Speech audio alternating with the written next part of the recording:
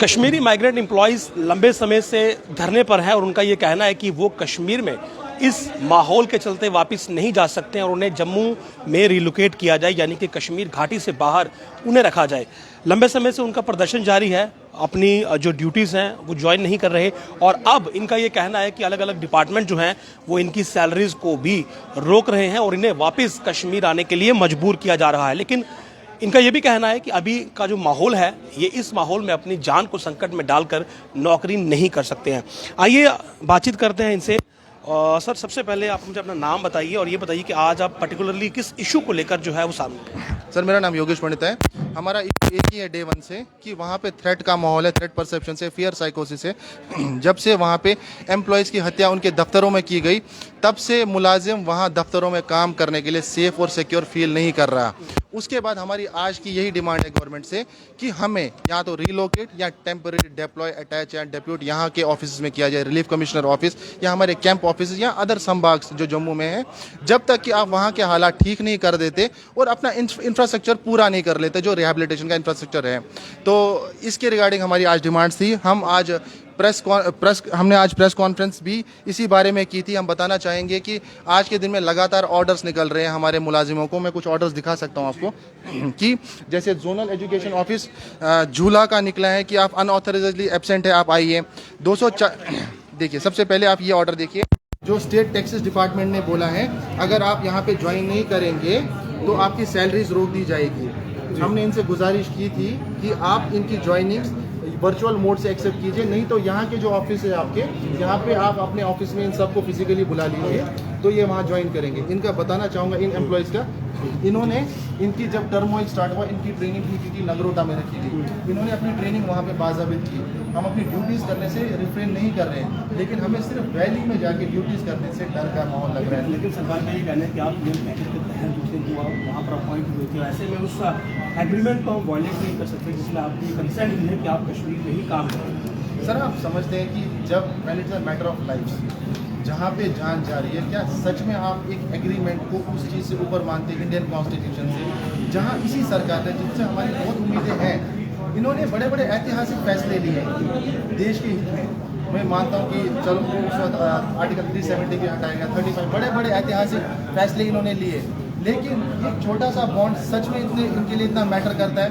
यही मैं देखता हूँ हमारे दूसरे भाई यहाँ पे प्रदर्शन कर रहे हैं जो रिजर्व कैटेगरी के लोग हैं, उनके साथ भी यही हाल चाल है। In short we can not understand that हमारी डिमांड्स को आज के दिन में एड्रेस की गई। तो उनकी तो ट्रांसफर पॉलिसी है,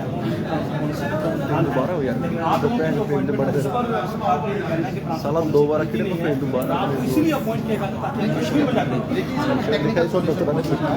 अगर आप उसे वैली से बाहर ट्रांसफर नहीं कर सकते, लेकिन जो CSR का रूल है, आप उसे अटैच कर सकते हैं, आप उसे डिप्लॉय कर सकते हैं, आप उसे डेप्यूट कर सकते हैं कुछ टाइम के लिए।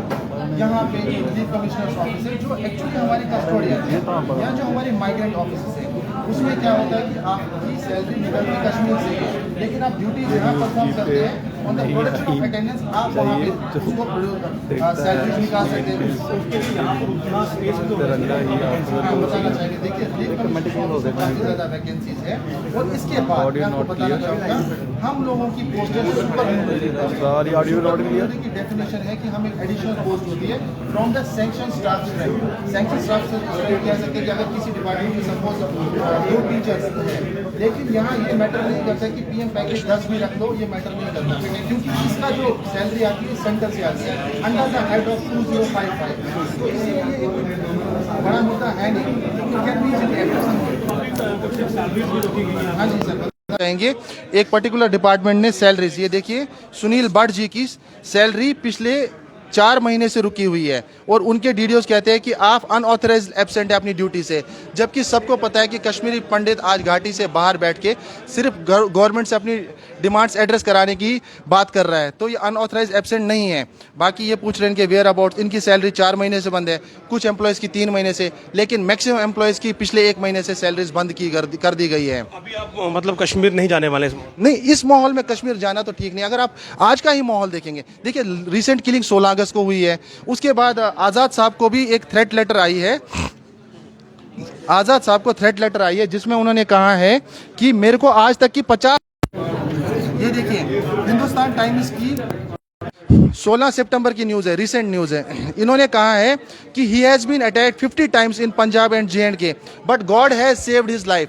लेकिन ये ज़रूरी नहीं है ना कि हर किसी के साथ उनका लक ऐसा हो, बैड लक भी किसी का होएगा ना। तो इस पे मैं चाहता हूं कि सरकार संज्ञान ले।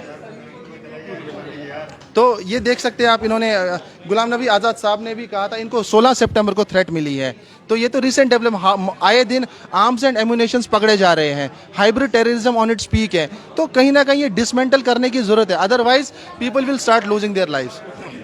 तो यही कहना है इनका कि अभी माहौल ठीक नहीं है और कहीं ना कहीं गुलाम नबी आज़ाद को जो रिसेंट थ्रेट दी गई है उसका भी इन्होंने हवाला दिया कि अगर इतने बड़े पॉलिटिशियन को जो है वो थ्रेट आ रही है तो कश्मीर के हालात कैसे हैं ये समझना मुश्किल नहीं है। और इसीलिए इनका यही कहना है कि इन्हें कश्मीर से बाहर जम्मू में जो है वो अटैच किया जाए और जब तक कश्मीर में शांति नहीं हो जाती तब तक इन्हें यहीं रखा जाए। नमस्कार।